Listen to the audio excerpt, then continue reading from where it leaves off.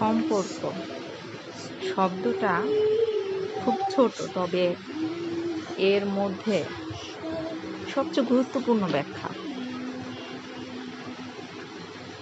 যেমন মা সন্তানের সম্পর্ক, স্বামী স্ত্রীর সম্পর্ক, ভাই বোনের সম্পর্ক, মানে সব কিছু, মানে একটা ফ্যামিলিতে সবার সাথে মানে এক এক রকমের সম্পর্ক, মানে প্রত্যেকটা সম্পর্কই ভিন্ন।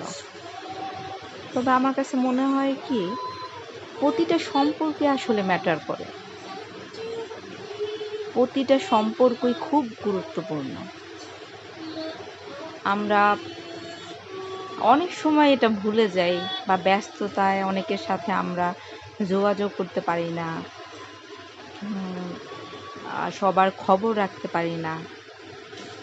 হ্যাঁ, তবে আসলে প্রত্যেকটা সম্পর্কই কিন্তু আমাদের খুব ম্যাটার করে।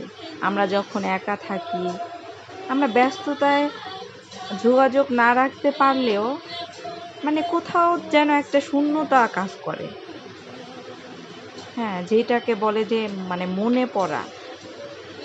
মাঝে মধ্যে আমাদের কারো কথা এত বেশি মনে পড়ে, কিন্তু হয়তো সময় হয় না তার সাথে দেখা করি বা সময় কাটাই।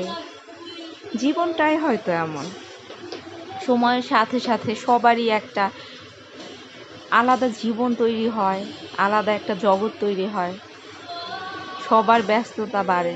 কেউ চাইলেও আমরা কারো সবচেয়ে প্রিয় মানুষগুলিরও খবর প্রতিদিন রাখতে পারি না। তবে হ্যাঁ, আমাদের মধ্যেই মানে কারো কারো কাছে মানে থাকে না খুব বেশি এক্সপেকটেশন। কেউ একটু খবর নিলে, একটা কল দিলেই সারাটা দিন মানে ঝলমলে হয়ে যায়। মানে আমাদের জীবনে তো কিছু গুরুত্বপূর্ণ মানুষ থাকে, যাদের সবসময় আমরা ওয়েল উইশ করি, চাই তারা সবসময় ভালো থাকুক, আনন্দে থাকুক, আনন্দে বাঁচুক। এমন হয়তো আমরা সবাই, তাই না? এর মধ্যেও আমাদের সম্পর্কের মধ্যে অনেক সময় ভুল বোঝাবুঝি হয়।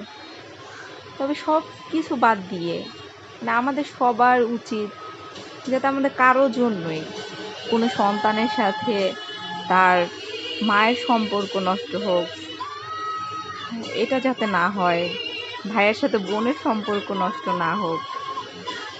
মানে আমরা যদি সবাই একটু সহজভাবে চিন্তা করি, আমরা সবাই কিন্তু চাই